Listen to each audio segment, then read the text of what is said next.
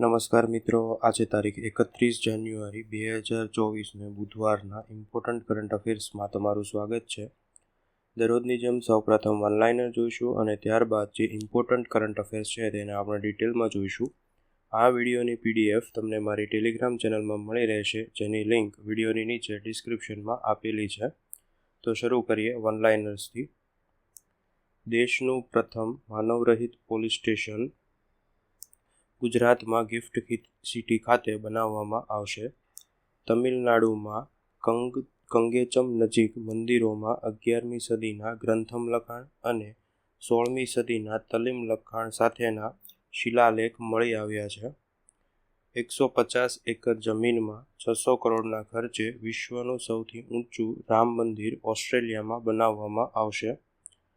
ભારતની two kill a tiger નામની હિન્દી ફિલ્મનો 96મા એકેડમી એવોર્ડ્સ એટલે કે ઓસ્કાર એવોર્ડમાં નોમિનેશનમાં સમાવેશ કરવામાં આવ્યો છે.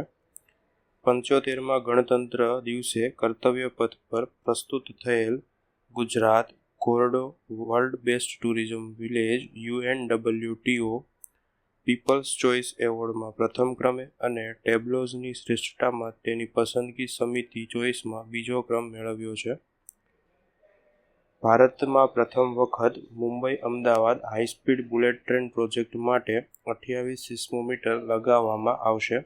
આ 28 સિસ્મોમીટરમાંથી ગુજરાતમાં 14 અને મહારાષ્ટ્રમાં 8 લગાવવામાં આવશે. 28 નહીં, 22 સિસ્મોમીટર લગાવવામાં આવશે. 72મી ઓલ ઇન્ડિયા પોલીસ હોકી ચેમ્પિયનશિપનું જમ્મુ ખાતે આયોજન કરવામાં આવ્યું છે.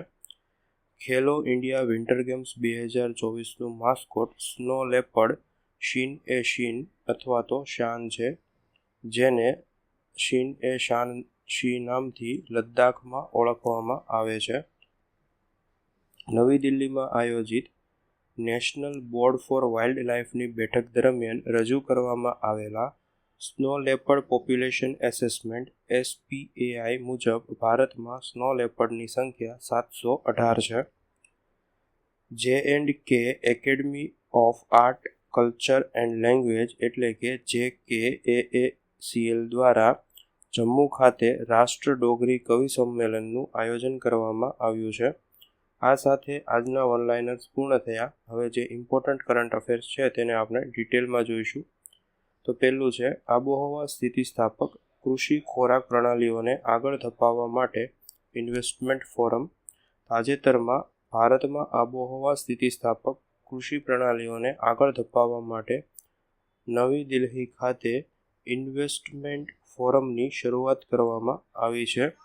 આ પહેલનો હેતુ ભારત સરકાર, ખાનગી ક્ષેત્રો, ખેડૂતોના સંગઠનો અને નાણાકીય સંસ્થાઓ વચ્ચે રોકાણ અને ભાગીદારી દ્વારા આબોહવા સ્થિતિસ્થાપક એગ્રી-ફૂડ પ્રણાલીઓને આગળ વધારવા માટેની વ્યૂહરચના બનાવવાનો છે. તે નીતિ આયોગ, કૃષિ અને ખેડૂત કલ્યાણ મંત્રાલય, ખાદ્ય અને કૃષિ સંગઠન એટલે કે FAOની સંયુક્ત પહેલ છે. ત્યારબાદ સૌથી ઊંચું રામ મંદિર ઓસ્ટ્રેલિયા ખાતે બનાવવામાં આવશે.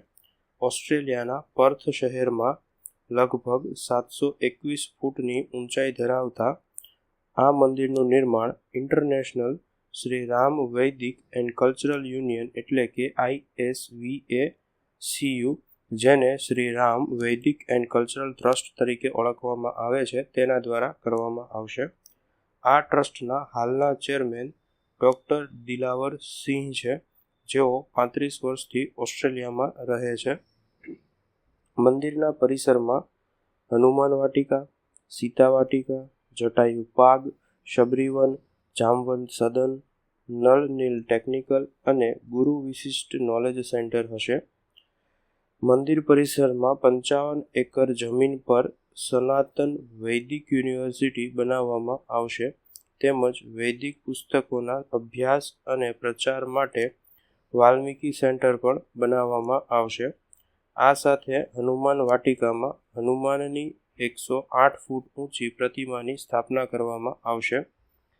બાયોસીવેજ ટ્રીટમેન્ટ પ્લાન્ટ અને સોલાર એનર્જી પ્લાન્ટનો પણ આ પ્રોજેક્ટમાં સમાવેશ કરવામાં આવ્યો છે. ત્યારબાદ દેશનું પ્રથમ માનવરહિત પોલીસ મથક ગિફ્ટ સિટી ગાંધીનગરમાં આવેલા ગિફ્ટ સિટી ખાતે દેશનું પ્રથમ માનવરહિત પોલીસ મથક બનાવવામાં આવશે. આ પોલીસ મથક દુબઈના સ્માર્ટ પોલીસ સ્ટેશનથી પ્રેરિત છે. ગિફ્ટ સિટી પોલીસ મથક કોર્પોરેટ ઓફિસ જેવું દેખાશે. મથકમાં કોઈ પોલીસકર્મી નહીં હોય અને માત્ર કિયોસ્ક જ હશે. ફરિયાદ દાખલ કરવી, જરૂરી મંજૂરી મેળવવી, પોલીસ બંદોબસ્ત, પાસપોર્ટ ઇન્ક્વાયરી જેવા કામ કિયોસ્કથી જ કરવામાં આવશે. મથકમાં આવતા લોકોની મદદ માટે ચેટબોટ હશે. કિયોસ્ક સોફ્ટવેર પોલીસ અથવા ફાયર સ્ટેશનો પર ઉત્પાદકતામાં વધારો કરી સંગઠિત અને પ્રાથમિકતા મુજબની ઘટનાઓને આપમેળે ફાઇલ કરવાની મંજૂરી આપે છે. આ પોલીસ મથકમાં સ્થાનિક ભાષા ઉપરાંત અંગ્રેજી હિન્દીમાં વાતચીત કરવામાં નિપુણ કર્મચારીઓને જ મૂકવામાં આવશે. આ ઉપરાંત આ ફિલ્ડમાં નિયુક્તિ માટે માત્ર વ્યવહાર કુશળ, વિનમ્ર અને માનવીય દ્રષ્ટિકોણ સમજનારા પોલીસ કર્મચારીઓ અને અધિકારીઓની પસંદગી કરાશે.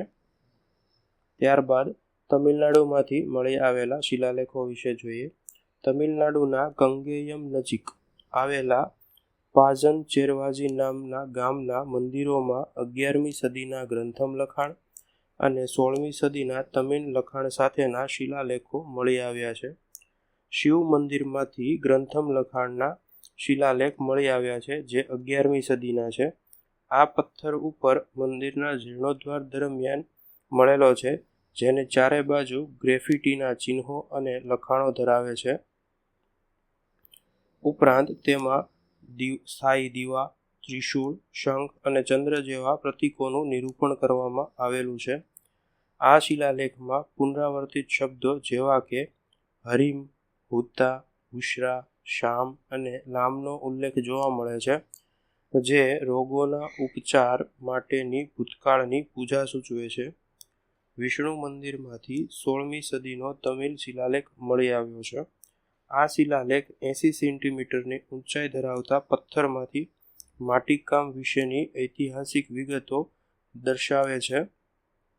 આ ઉપરાંત તેમાં કુમાર સુંગમ નામના કુંભાર દ્વારા વિલિમ્પિયા વર્ષમાં તમિલ મહિના માસીના 18મા દિવસે 4 રૂપિયાના દાનનો પણ ઉલ્લેખ કરવામાં આવ્યો છે. આ દાનનો હેતુ લેમ્પ એટલે કે દીવા અથવા તો લાઇટનિંગ માટે હતો તેવું જાણી શકાય છે, અને આ લાઇટનિંગ અથવા તો દીવાઓ જ્યાં સુધી ચંદ્ર પ્રકાશિત ના થાય ત્યાં સુધી ચાલુ રાખવાનો હેતુ તેવું લખાણ આ શિલાલેખ પરથી મળી આવે છે. ત્યારબાદ સ્નો લેપર્ડની ભારતમાં વસ્તી. નવી દિલ્હીમાં આયોજિત નેશનલ બોર્ડ ફોર વાઇલ્ડ લાઇફની બેઠક દરમિયાન ભારતમાં પ્રથમવાર સ્નો લેપર્ડ પોપ્યુલેશન એસેસમેન્ટ બહાર પાડવામાં આવ્યું હતું. Snow leopard population assessment of India એ ભારતમાં સ્નો લેપર્ડની સ્થિતિ પર કાર્ય કરનાર પ્રથમ વૈજ્ઞાનિક કવાયત છે. આ અહેવાલ અનુસાર ભારતમાં 718 સ્નો લેપર્ડ હાજર છે, જેમાંથી લદ્દાખમાં સૌથી વધુ 477 સ્નો લેપર્ડ છે. ત્યારબાદ ઉત્તરાખંડ, હિમાચલ પ્રદેશ, અરુણાચલ પ્રદેશ, સિક્કિમ અને જમ્મુ કાશ્મીરમાં તેમની વસ્તી જોવા મળે છે. 1 લાખ ચોરસ કિલોમીટરથી વધુ વિસ્તારમાં અંદાજિત હાજરી સાથે 93,000 ચોરસ કિલોમીટરથી વધુ વિસ્તારમાં સ્નો લેપર્ડનો વસવાટ નોંધવામાં આવ્યો છે. SPAIએ છેલ્લા 4 વર્ષમાં અંદાજે 1,20,000 ચોરસ કિલોમીટર વિસ્તાર સાથે દેશના ટ્રાન્સ હિમાલયન પ્રદેશમાં 70%થી વધુ સંભવિત સ્નો લેપર્ડની શ્રેણીને આવરી લીધી છે. આ અહેવાલમાં wild life institute of India એટલે કે WII દહેરાદૂન ખાતે એક સમર્પિત સ્નો લેપર્ડ સેલની સ્થાપના કરવાની ભલામણ કરવામાં આવી છે, જેમાં લાંબા ગાળાની વસ્તી દેખરેખ પર પ્રાથમિક ધ્યાન કેન્દ્રિત કરવામાં આવ્યું છે, તેમજ સારી રીતે સંરચિત અભ્યાસ ડિઝાઇન અને સાતત્યપૂર્ણ ક્ષેત્રના સર્વેક્ષણો દ્વારા સમર્થન આપવામાં આવ્યું છે. રાજ્યો અને કેન્દ્રશાસિત પ્રદેશોને સ્નો લેપર્ડની શ્રેણીમાં સમયાંતરે વસ્તી અંદાજ અભિગમ કેળવે તેવું આ રિપોર્ટમાં કહેવામાં આવ્યું છે. ત્યારબાદ ખેલો ઇન્ડિયા વિન્ટર ગેમ્સ 2024. ખેલો ઇન્ડિયા વિન્ટર ગેમ્સનો પહેલો ભાગ પ્રથમ વખત કેન્દ્રશાસિત પ્રદેશ લદ્દાખમાં 2 થી 6 ફેબ્રુઆરી દરમિયાન અને બીજો ભાગ જમ્મુ કાશ્મીરના ગુલમર્ગમાં 21 થી 25 ફેબ્રુઆરી દરમિયાન યોજાશે.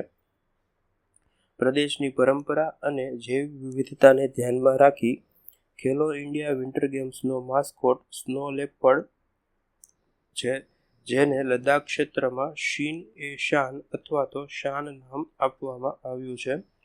સ્નો લેપર્ડ એ જમ્મુ કાશ્મીર અને લદ્દાખના 3200 મીટરથી ઊંચાઈવાળા વિસ્તારોમાં રહે છે, જે ભારતના અન્ય હિમાલયન રાજ્યો એને નેપાળ, તિબેટ, ભૂતાન, ચીન અને મધ્ય એશિયા સહિતના પાડોશી દેશોમાં ઊંચાઈવાળા વિસ્તારોમાં પણ જોવા મળે છે. માસ્કોટ તરીકે સ્નો લેપર્ડ રાખવાનો વિચાર જમ્મુ કાશ્મીર સ્પોર્ટ્સ કાઉન્સિલ અને લદ્દાખ રમતગમત વિભાગ દ્વારા લેવામાં આવ્યો હતો. માસ્કોટના વતનીઓ ઉચ્ચ પર્વત વિકાસના મુદ્દાઓ, પ્રદેશના નાજુક પર્યાવરણ તેમજ સુંદર મોટી બિલાડીના કુદરતી નિવાસસ્થાનને બચાવવા અને ભવિષ્ય માટે તેના અસ્તિત્વની ખાતરી કરવા સંરક્ષણ પ્રયાસોના મહત્વને સંબોધિત કરે છે. ખેલો ઇન્ડિયા વિન્ટર ગેમ્સ વિશે જોઈએ તો ખેલો ઇન્ડિયા વિન્ટર ગેમ્સ 2024 એ ખેલો ઇન્ડિયા કેલેન્ડર વર્ષમાં વાર્ષિક ઇવેન્ટની ચોથી આવૃત્તિ છે. કેન્દ્રશાસિત પ્રદેશ લદ્દાખ આ વર્ષે જમ્મુ કાશ્મીરના યુટીની સાથે યજમાન તરીકે પ્રવેશ કરી રહ્યું છે, જે જમ્મુ કાશ્મીર દ્વારા આ ગેમ્સનું આયોજન 2020થી કરવામાં આવી રહ્યું છે. લેહ ખાતે 2 થી 6 ફેબ્રુઆરી દરમિયાન ગેમ્સનો પ્રથમ ભાગ અને 21 થી 25 ફેબ્રુઆરી વચ્ચે ગુલમર્ગમાં બીજા ભાગનું આયોજન કરવામાં આવશે. લદ્દાખ ખાતે આઈસ હોકી અને સ્પીડ સ્કેટિંગની રમતોનું આયોજન છે, જ્યારે જમ્મુ કાશ્મીર ખાતે સ્કી, પર્વતારોહણ, alpine skiing, snowboarding, nordic ski અને ગંડોલા જેવી રમતોનું આયોજન કરવામાં આવશે. ખેલો ઇન્ડિયા વિન્ટર ગેમ્સ એ ખેલો ઇન્ડિયા મિશનનો એક ભાગ છે. આ સાથે આજના કરંટ અફેર્સ પૂર્ણ થયા. જો વિડીયો ગમ્યો હોય તો લાઈક કરજો. અન્યને ઉપયોગી થાય તેવું જણાય તો વિડીયો તેમની સાથે શેર કરજો. વિડીયો અંગેના પ્રતિભાવો વિડીયોની નીચે કોમેન્ટ દ્વારા જણાવી શકો છો અને દરરોજ આવી કરંટ અફેર્સને લગતી વિડીયો અપડેટ્સ મેળવવા માટે ચેનલને સબસ્ક્રાઇબ કરજો. Thank you.